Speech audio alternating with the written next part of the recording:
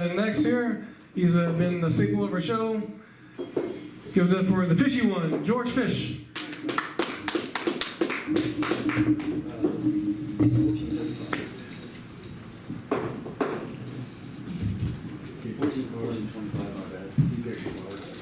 George Fish! Hey! Hey, good evening, people. Give me 1 second. Is this mic on? Everybody here okay? Okay, I'm an ex-Catholic atheist, and sometimes I can be a little angry about it, but I can also be genial about it too. Well, just the other day, I was walking down the street, and I saw a group of Catholic priests, and I said very heartily, "Good morning, fathers. How are you doing? Spent much time with the kids lately?" There was this girl, a 16-year-old girl, goes to a local Catholic high school. She is the world's hottest jailbait. She is so hot, she walks past a 90-year-old man. The 90-year-old man feels like he just mainlined a triple-strength dose of Viagra. She's that hot. But anyway, she's got this thing with one of the Catholic priests in the school, and one day she corners the priest and makes it very clear what she wants. And the priest says, "No, my daughter, that would be inappropriate. I must refuse. However," he continues, "I'd be very interested in meeting your 8-year-old brother." The Catholic bishop was in his office, sitting behind his desk, when in comes the priest aide with the latest file on Father so-and-so who's been accused of sexual misconduct. The bishop reads the file and says exasperatedly to the aide, "I don't know what the big deal is about Father so-and-so. He didn't do anything I didn't do when I was younger." Then the bishop gets philosophically amuses. "You know, a limp dick sure makes lifelong celibacy a lot easier." Maybe a limp dick is a special gift from God for a Catholic priest. Anyways, well, I'm serious, and I'm going to do a public service announcement right now. I'm going to name all the Catholic priests pedophiles and covering up Catholic bishops and cardinals who were atheists, who did not believe in God. I'm finished. But to devout Catholics and devout Christians anywhere, Jesus Christ is the answer. But what is the question? The question to me is, who did this really lousy, totally inadequate job as our Messiah? Anyways, now we offended the Catholics, let's offend the Jews. There's this successful Jewish businessman who had a son who was about to turn 21, and he wanted to get his son off to on a good financial footing, keep him firmly in the Jewish tradition. So you know what he gave him for his 21st birthday?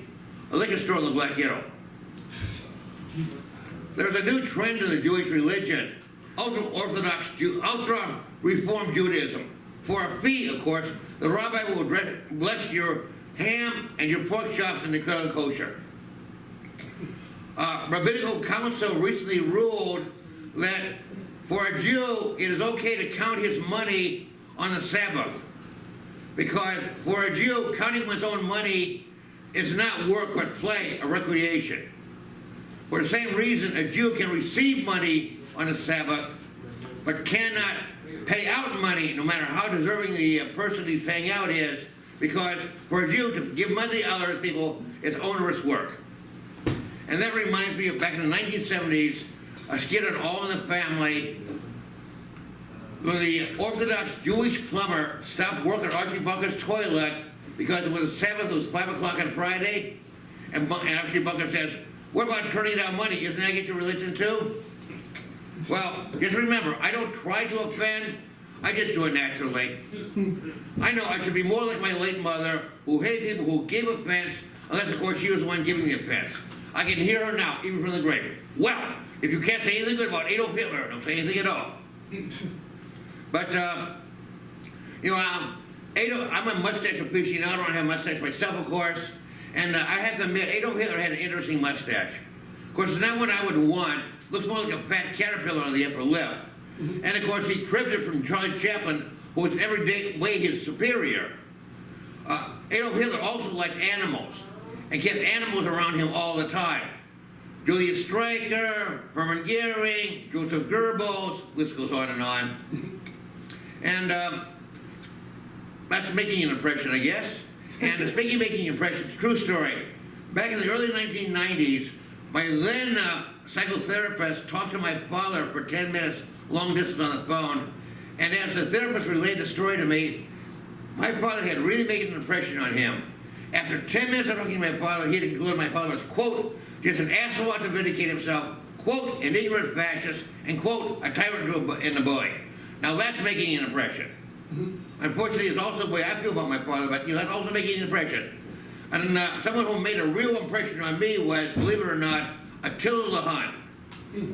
Really, because I think Attila the Hun is the most accomplished man in history. Think of what he did.